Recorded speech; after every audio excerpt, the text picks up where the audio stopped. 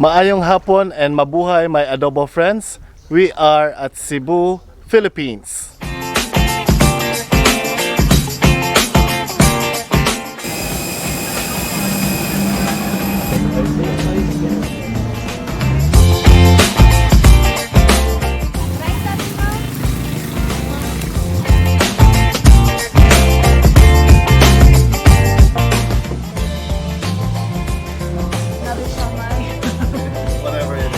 Hello my adobo friends, so we are in the car. We'll see you there later on and we'll drop by for some walk through this mangroves and this by this small bungalow.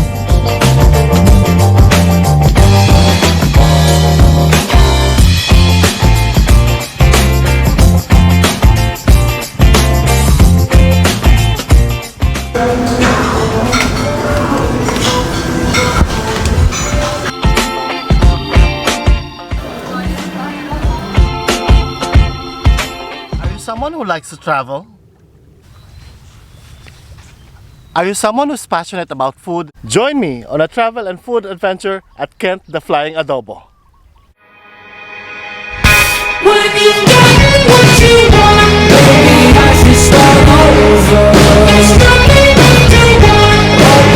Let us start our travel and food adventure and take a 1.5 hour flight from Manila to Cebu.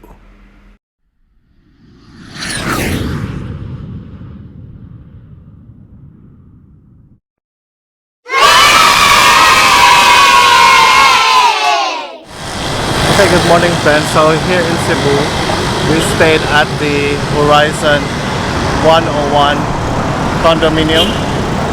Okay, so this is the view on top of the 36th floor. There's a church here. I think this is St. Teresa's College. And way above there is Cebu Plaza and going to tops in La Hook. So this is our place in Cebu. This is the Horizon condominium. This is the small kitchen, toilet and baths. So we got this room with Airbnb. We have a kettle, rice cooker, fridge, our bed, small couch. You have your TV, small dining table, and of course the view above 39th floor. Now let's start our food trip in Cebu with some local seafood.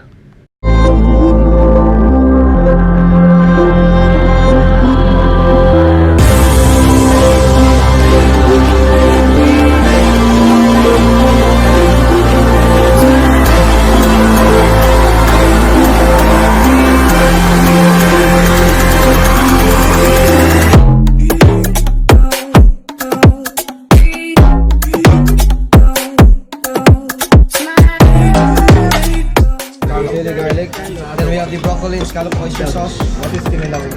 Pinilaw at tanigi. Very good. Fish salad. Thank you. Fish salad.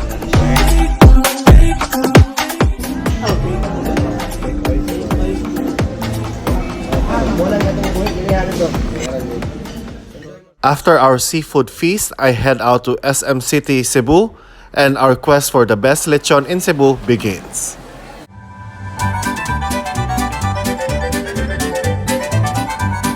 So, my adobo friends, we are on a food trip in Cebu. A food trip in Cebu will not be complete without trying the local lechon. Lechon is a roast pig. Our first stop is CNT lechon. So let's try their lechon and we'll compare with some other lechon houses later. CNT's version of this cold roasted pig is a delight as it does not need any sauce for it, but the place needs improvement as well as the service to their customers. So we got our lechon. This is half kilo. We are at the CNT lechon. This is what we ordered. This half kilo of lechon for how much? 300 pesos. 300 pesos is about 28 US dollars. This is balbacoa, beef stew, and of course the local pancit. So there's balbacoa. You can see that the meat is very tender. The soup is thick, meaning it has been boiled for a long time. That's why it has its tenderness. Now we'll try the lechon. We'll first try the skin.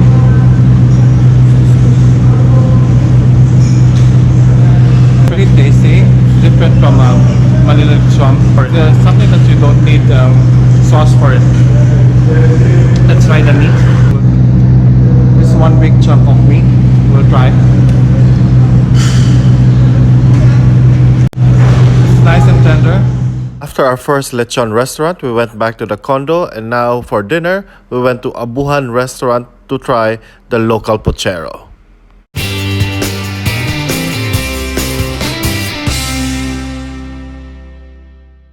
We are at Abuhan at Puente to try the Cebuano pochero. This is a huge bowl, so they have medium and large, so we ordered medium. First we'll try the soup.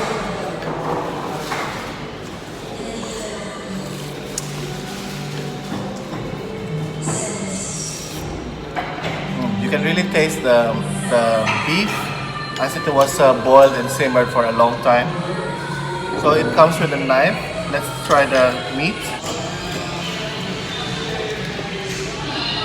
So we'll cut the piece. So this piece is with tendoin.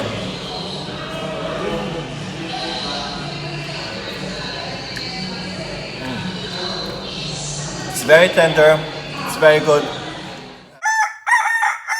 So about 5 minutes walk from the condo, you will reach the Mango Avenue. This is a avenue wherein you find a lot of restaurants.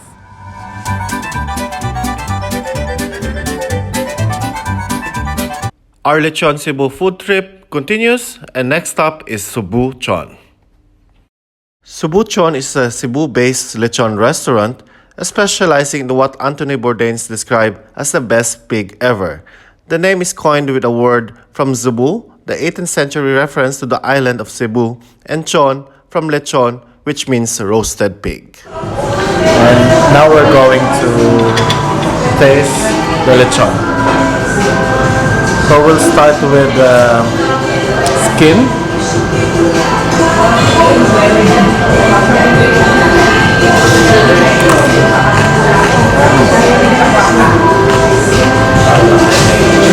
It's nice and crispy. It's not salty. Good. So we'll try the meat.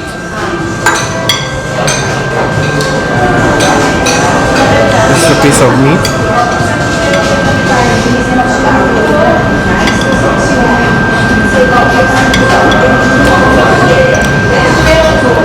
It's soft. The taste is just right. The spices that they use is not overpowering, so you can actually still taste the pork. And now we'll try it with a dipping sauce.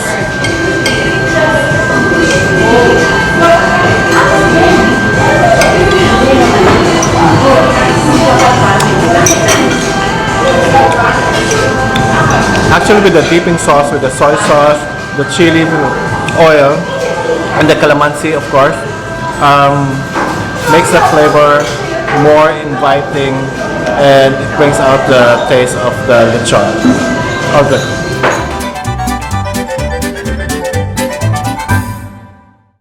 Next stop is Ayers or Ayers Lechon Cebu.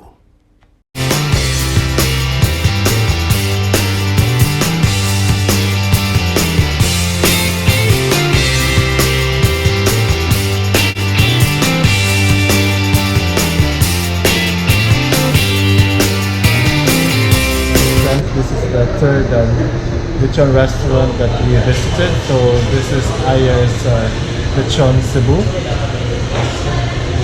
I just ordered a little so that we can try. First we'll try the skin. This is a spicy belly lechon.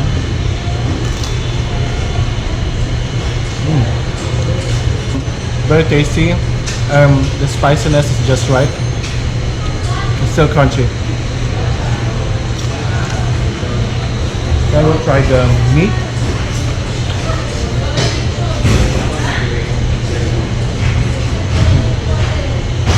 This is more tender than the previous lechon we tried. So all is good. This one I'll give a 8.5. Our last stop for our lechon food adventure is House of Lechon.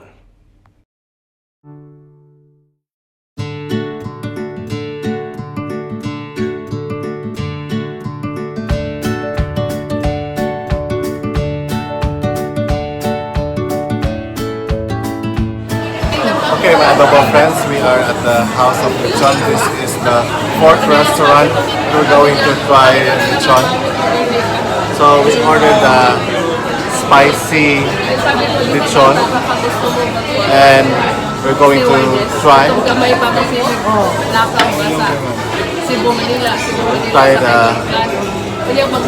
skin.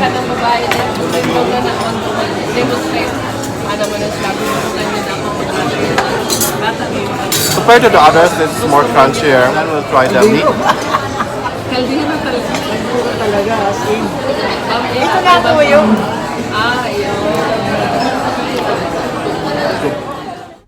There's a lot of lechon restaurants to choose from, and you can also try Cebuano's recommendations of Rico's Lechon, Alejo's Lechon, Kang's Lechon, Car Lechon, and much more.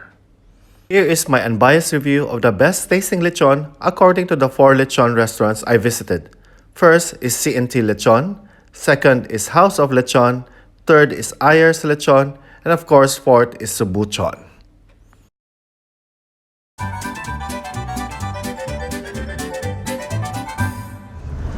Hello my adobo friends, so we are in the car to Tuburan. Kuya Remil who's driving us today, Mama Z, and Hermione, of course, pretty lady there, Aisha. Hi, adobo friends. Hello. Yeah, how many hours drive is it? 1 hour and a half. 1 hour and a half. It depends how slow the driver is. Now let's go on a road trip to Tuburan, Cebu. Tuburan, officially the municipality of Tuburan, is a second-class municipality in the province of Cebu.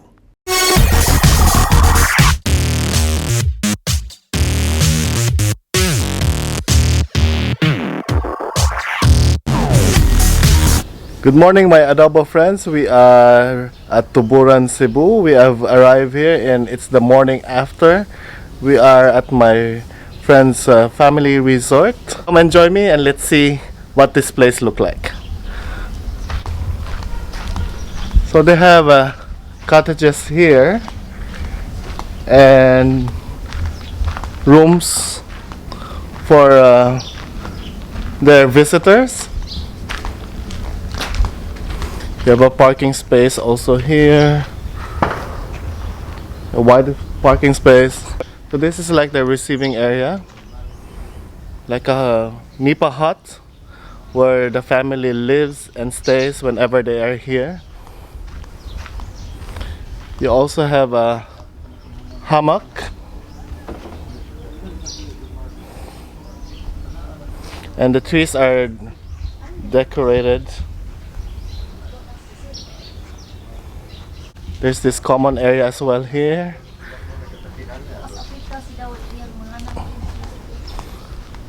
So this is the beach side.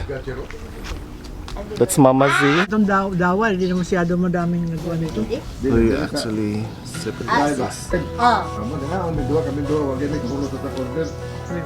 Made of millet. It's very good. I think it's nice with coffee. After breakfast, let's go and stroll along the beach side.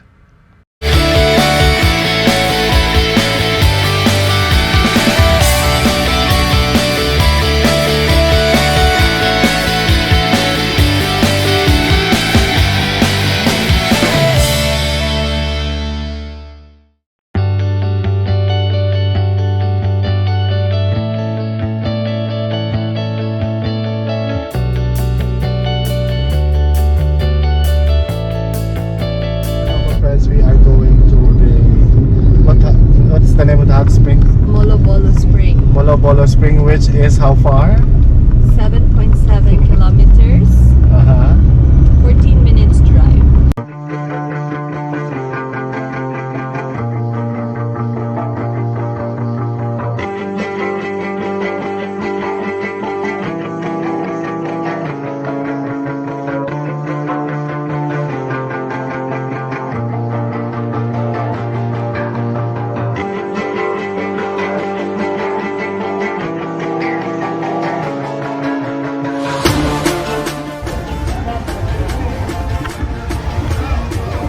Water is cold, very refreshing.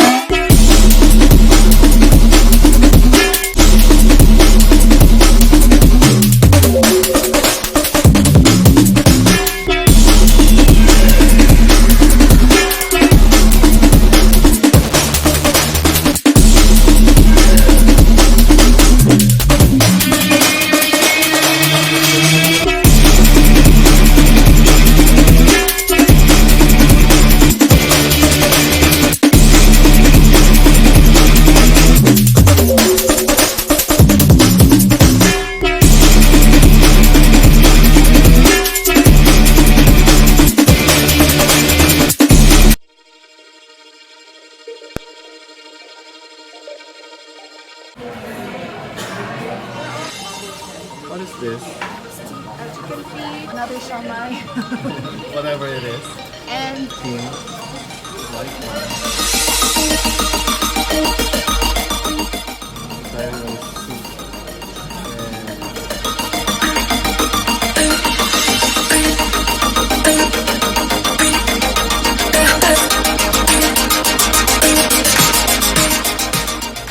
Thank you for watching. Please like and subscribe, and see you in my next videos.